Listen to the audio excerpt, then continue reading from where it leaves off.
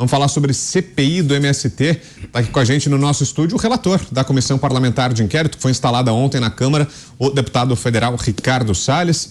Foram intensas as negociações, né, deputado? Demorou, muita articulação, mas ontem finalmente começaram os trabalhos, né? Agora está instalada a CPI. Quais são os próximos passos? Quais vão ser as frentes de investigação? Boa noite, bem-vindo, deputado. Boa noite, Brown. Boa noite a todos os colegas aqui da bancada.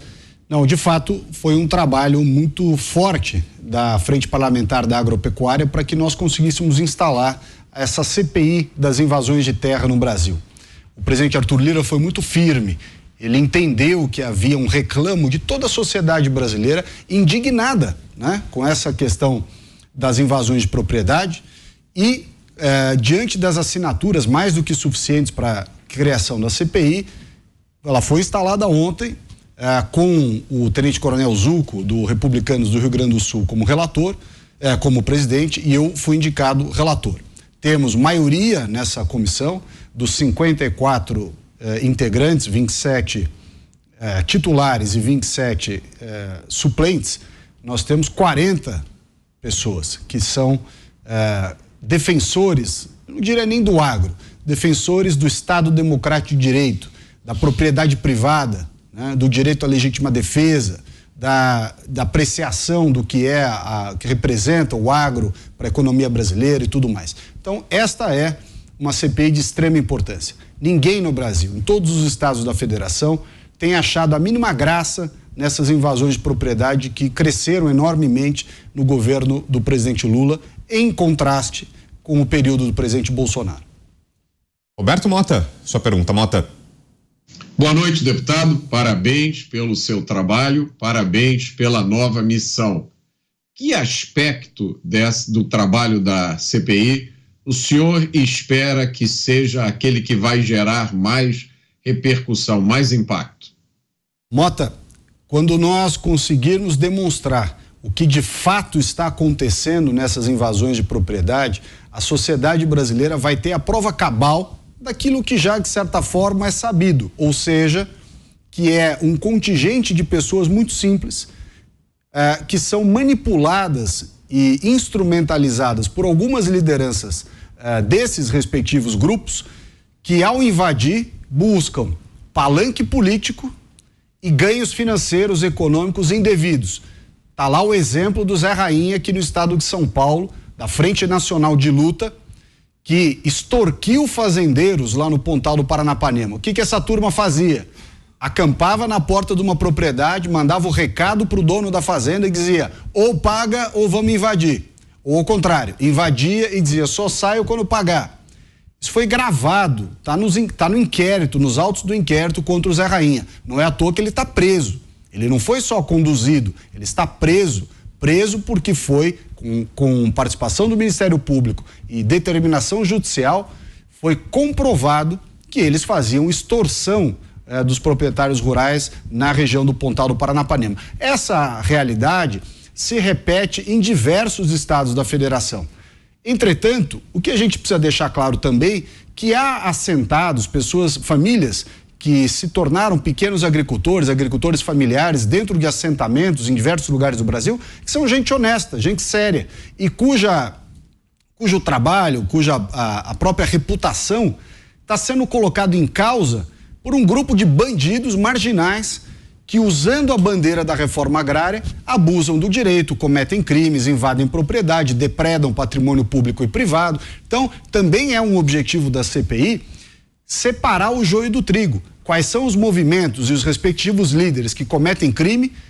MST, Frente Nacional de Luta, Via Campesina, nas cidades até o MTST, porque a lógica da invasão de propriedade no campo é a mesma das cidades. O MTST é o MST nas cidades, é a mesmíssima coisa. A diferença é que no campo ele invade propriedade agrícola e na cidade invade propriedade privada. José Maria Trindade, de Gazé. Muito boa noite, deputado. Olha, deputado, ontem eu fiz a abertura lá da Abramilho, né? O primeiro congresso da Abramilho aqui em Brasília, foi muito bom, e falei muito sobre isso, né? Sobre a política e sobre essa ameaça que se chama MST. Já houve 5 CPIs no Congresso Nacional para investigar o MST, né? Com vários nomes, CPI do Campo e tal. A última, em 2006, o deputado Abelardo Lupion viu que o relator estava fazendo um relatório final todo defendendo o MST. E ele fez um relatório paralelo e aprovou o dele, indicando exatamente como funciona o MST e qual é a lógica dessas invasões e desses crimes. O que eu falei aqui, deputado, e a minha pergunta é sobre a mudança da chave. É que agora o deputado já não tem mais vergonha nem prurido de falar do MST, porque a sociedade está vendo, acabou aquele romantismo e vendo que o MST pratica crimes no campo. É isso mesmo? O senhor vê essa mudança de postura do Congresso? Olha, Zé, boa noite. De fato, há uma mudança de postura da sociedade. A sociedade brasileira hoje não tolera mais esse desrespeito à propriedade privada, invasão, destruição de áreas privadas, áreas públicas, Embrapa, Fazenda da Suzano na Bahia, terras produtivas aqui do Pontal do Paranapanema e assim vai. A sociedade não tolera mais. Então a classe política acaba sendo, evidentemente, um reflexo daqueles que o constituíram, esses deputados nos seus respectivos mandatos.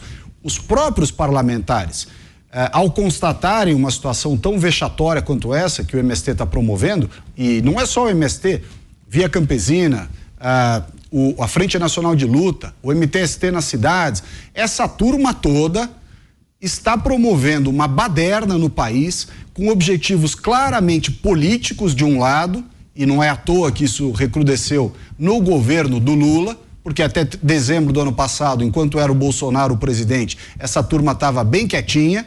E por que estava quietinha? Porque o governo Bolsonaro cortou o dinheiro das entidades que triangulavam recursos para chegar nas invasões, manifestou uma repulsa e uma condenação moral sobre as invasões, ao contrário do Lula, que demonstra uma conivência, uma condescendência ao levar o Stedley para a China, ao nomear uma série de participantes dos movimentos de invasão de terra para serem superintendentes do INCRA em diversos estados. Ou seja, o governo, inclusive, tem tido uma atitude dúbia, uma atitude paradoxal, aí, uma coisa meio esquisita, porque alguns dizem que são contra, Padilha, Alckmin, etc., e outros, como o próprio Lula, exemplo maior, fazem esse carinho no MST, essa espécie de esse apoio, né? Não diria nem velado, bastante explícito. Então, tem um problema aí de esquizofrenia política com relação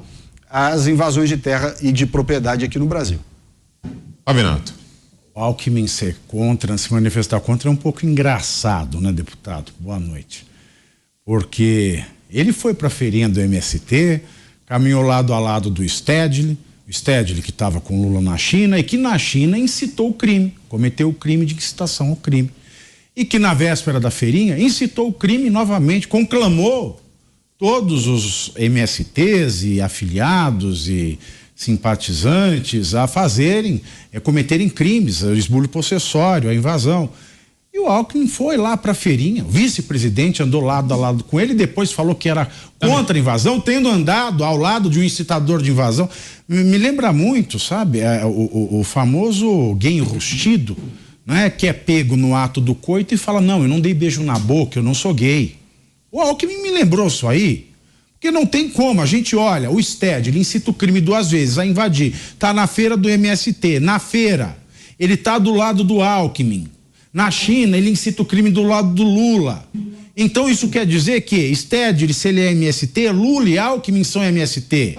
E se o Haddad é o garoto propaganda da farinha de fubá, de milho, e a Benedita da Silva faz o merchan do MST no Rio de Janeiro, o PT é o MST. E se o PT financia, como fez na feirinha, ele, o PT e o MST são cúmplices, e ainda mais agora quando a gente vê esse festival de concessões de rádios locais para o MST.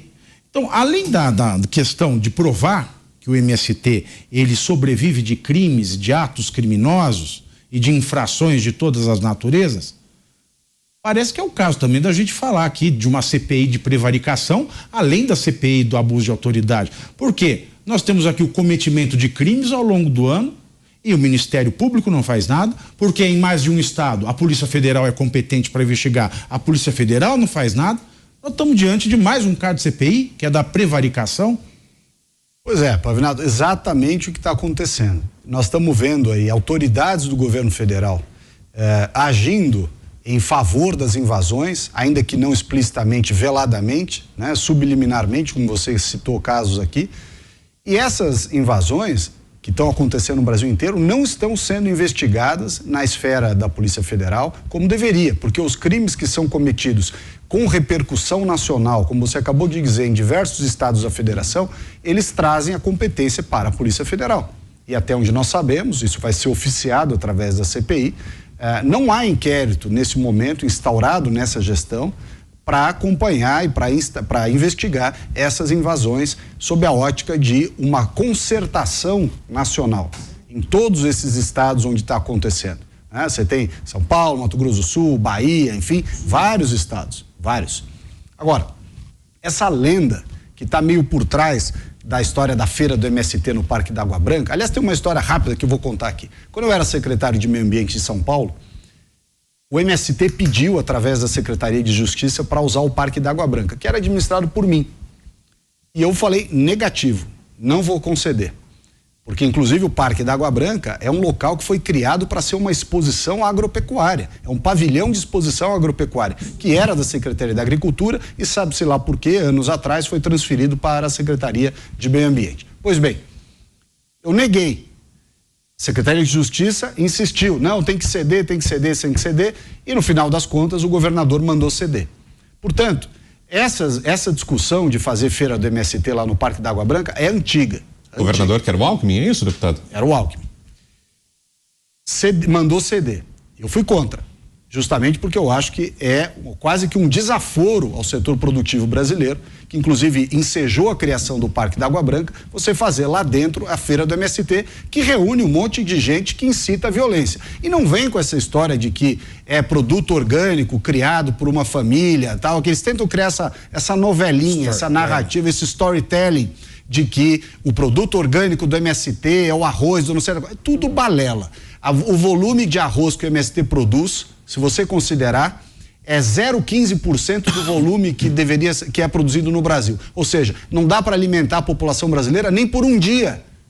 Toda a produção anual do MST não alimenta o Brasil, quanto mais exportar, não alimenta o Brasil por um dia sequer.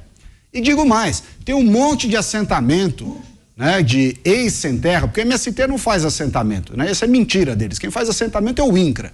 Mas há uma série de assentamentos cujos membros foram do movimento sem terra que fazem agricultura convencional, com um defensivo agrícola, não tem nada de orgânico, coisa nenhuma. Aliás, não tem problema nenhum ser agricultura convencional. É só para matar essa narrativazinha romântica, século XVII, né? Como se eles fossem uma produção eivada de créditos e direitos e adjetivos positivos só porque eles são MST. Isso aí é balela e nós vamos provar que isso aí é balela. Você, Dantas. Deputado, bem-vindo, obrigado aí por ter atendido o nosso pedido. Eu tenho uma pergunta, mas antes eu tinha uma pré-pergunta que vem nessa sua declaração, de carona nessa sua declaração. O senhor teve uma postura que a atual secretária não teve, nem o atual governador. Eu questionei o Tarcísio tentou minimizar a concessão desse espaço para a feirinha do MST. O que o senhor diria para o Tarcísio? Eu acho que ele não foi informado disso aí, porque eu não acredito que o Tarcísio cederia o espaço de maneira consciente para uma barbaridade dessa. Lembrando que, inclusive, eles criaram uma cerquinha dentro da feira, simulando uma cadeia, e encheram de pessoas vestidas de bolsonaristas e de agricultores lá dentro, num parque público. Ou seja, quem cedeu o parque tem a responsabilidade por esse ato ilegal que foi feito em pleno parque estadual ali da Água Branca. A feira não estava acontecendo nos últimos anos, ela tinha sido proibida e muito me admira ter sido liberada, mas eu quero crer pelo perfil do governador Tarcísio, que essa feira foi liberada a revelia do seu conhecimento.